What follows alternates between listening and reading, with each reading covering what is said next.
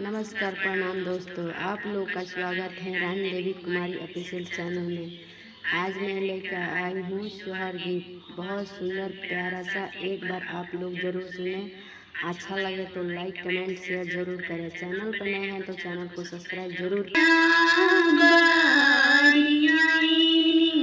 सासू के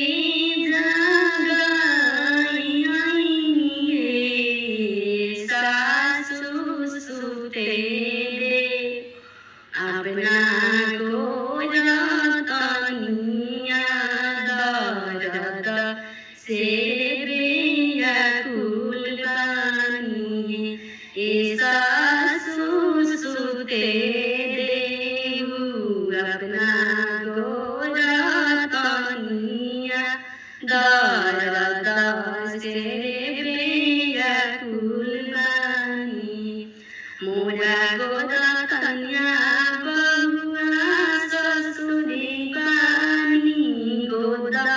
मेरे बालक बाड़े, मोरा गोरा कन्या बहुआ ससुरी बानी गोदा मेरे बालक बाड़े।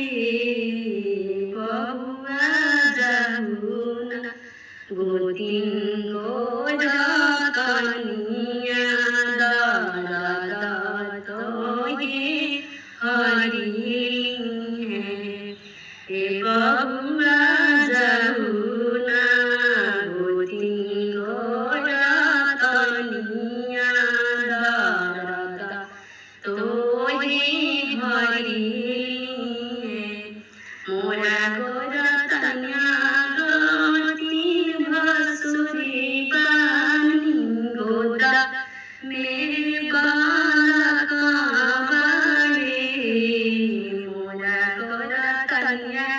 गोतिन भसुरी बानी गोदा मेरे बालक बने।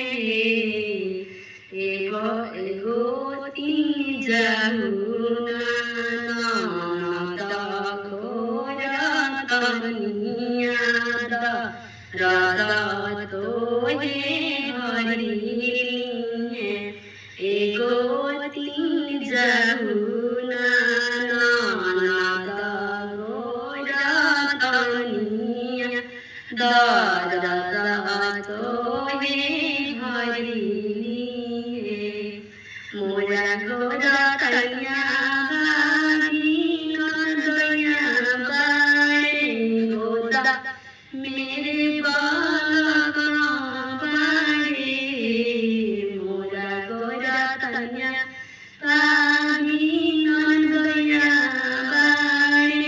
गोदा मेरे बालक बाड़े। जहुना भैया गोरा कनिया दादा हरी है। जहुना भैया गोरा कनिया दादा हरी है। से भैया बड़ा के बोला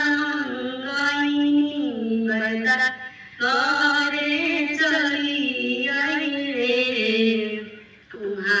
से भैया बड़ा की बोला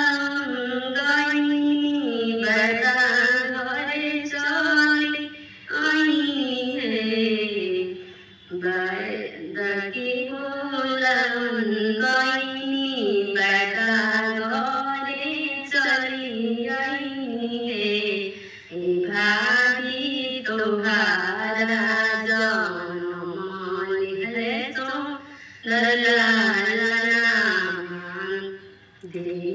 दे तू ना के बेसरिया। भाभी दे तू ना के बेसरिया। इतना सुंदर बड़े